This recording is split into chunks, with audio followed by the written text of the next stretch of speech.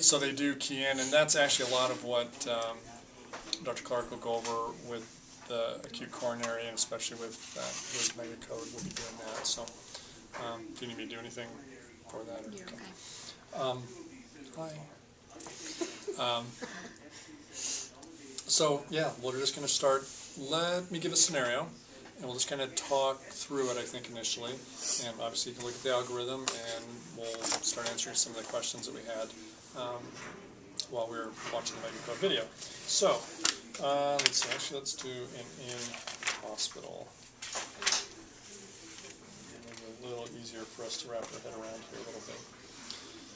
So you respond to a cardiac arrest in the emergency room registration area. A patient brought in by car collapsed while complaining of chest pain. Triage personnel have initiated CPR. I'll tell you, I mean, I kind of do this every 6 months. I mean, I had a patient who basically presented that way. He came in and was standing in ER1 when he went down. So basically that scenario. And I don't remember what he presented with. I don't know if it was chest, I think it was chest pain, actually, and just not feeling well. So I mean, that adds a little twist to this. So let's assume, so collapsed while complaining of chest pain. So what's the first thing you're going to do? We have a patient who's down. Call for help. Okay. Good. Then what? They're doing CPR, it sounds like. So Okay. get monitors hooked up. Okay. Are you going to give me the very specifics, and that's what we're going to need to know in the mega code. So let's, before CPR start, what's the first step you're going to do? So patient is down. Check your patient. Is there breathing? Is there pulse? Right? I mean, to say, oh, I'm so dizzy, and I mean, you don't know if that's the case, or they're pulseless and without respiration. So absolutely, you're going to check your patient first. Okay? So they don't respond. Same thing we did before, calling for help, getting people there to help, and then you're checking the pulse to see if they've got a pulse. Okay, and so there's no pulse. You've looked at their chest, right, and there's no obvious, because that's the other piece that's kind of changed in this is, okay, if there's an occasional gasp or, is that a pulse, is that not a pulse, I'm not sure. I mean, we're talking good respirations, obvious pulse, and if not, then we need to support that. So it's, if you're unsure, you're not going to hurt somebody, I mean, they'll reach up and grab your stuff away or pull the tube out if they wake up. I mean, we're not trying to do harm, but a lot more harm has been done over the years not doing the interventions that we need to than doing interventions when they weren't needed. So, yeah, there's no spontaneous breathing, no pulse. And what? Just compression or compressions. Start compressions. Just for tomorrow, I mean, those of you who've been through ACLS, it's all coming back. Callie, you haven't done this yet, so I'm just really trying to bring that out. That, I mean, you've got to say all those things, all those steps, and not just assume that. So, okay, so you're starting CPR. Get the monitor attached. Okay, now this patient's on the floor. Everybody pick them up. Dirty floor. What's a better surface for CPR? Probably not bad anyway. So, what are you wanting to do? Well, the floor's a good surface for CPR. Okay. The bed is kind of soft sometimes for. Yeah, gurney's not typically. This is the emergency room. I mean, they're intentionally hard, for that purpose. So, do you have to put them up on the gurney? No. You actually don't. You're right. I mean, that's actually not a bad surface. And this patient that I'm thinking of, we didn't. We did the entire code on the floor at that point. We moved the gurney out of the way, and we did it right there. We could still hook our monitor up. Yes, a little more awkward for us, but we just got everything rolling. I think at some point, I think after we intubated, I think we did lift him up on the bed. But you don't have to, again, because you want to do what as quickly as possible. You've got to get CPR going immediately. Exactly. So we're doing CPR, then what? Monitor. I think someone said it, but yeah. Okay. So we got a monitor, so we have a monitor here. Let me make sure which one of these.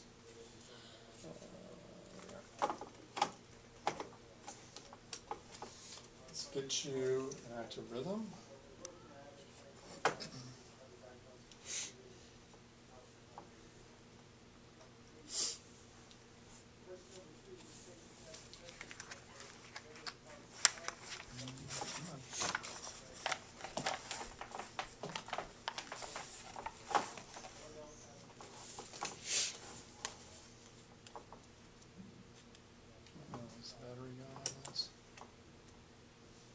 Looks like asystole to me.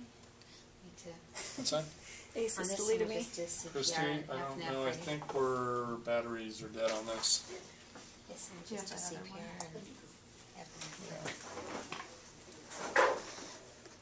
CPR and Oh, there's no battery. Oh, that's right, I forgot, I take them out because So it's a won't good drain. reason. Voila. Oops, the whole leads came off.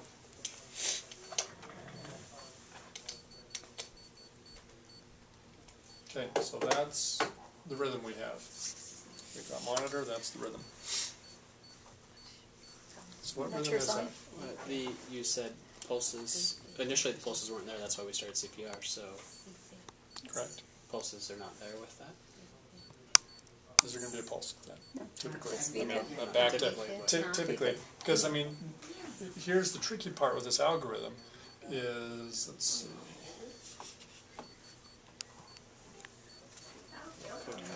Could that have a pulse? What rhythm is that? Is that the attack? Yeah, because it's real wide, not totally uniform, but moderately uniform. So that that could have a pulse. That could have a pulse. So, but this other one isn't, but you can certainly be checking for a pulse. So that's our rhythm. So that automatically puts us into an algorithm, and that's what we need to get in our mind, because what we do for this is going to be very different from what we potentially do. That's not working. Do that. Very different than what we may do with that. I'm not sure why there's so much artifact there, but because this could be what? Could be, it's certainly tachycardic, so it could be an SVT or some other tachycardia. What else could it be? Well, if there's no pulse, it could just be PEA. Exactly, but that's a different algorithm. So are you going to shock SVT? I hope not if they have a pulse. Are you going to shock if it's PEA? No. So it makes a big difference, getting that right algorithm. So if we're in VF, what's going to be our next step? Shock.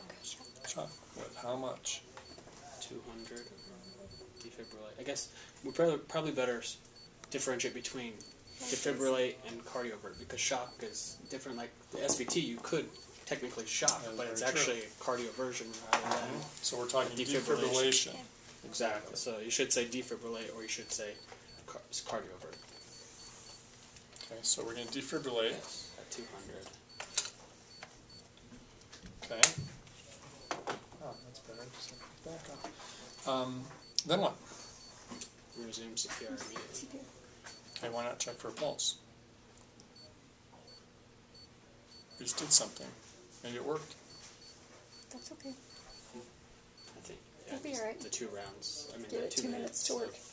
Yeah, I mean, you've done an intervention. You've reset the electrical system. You need to now provide fuel to what's been reset, and that is circulating blood, which has the oxygen in it, to see if it's going to work.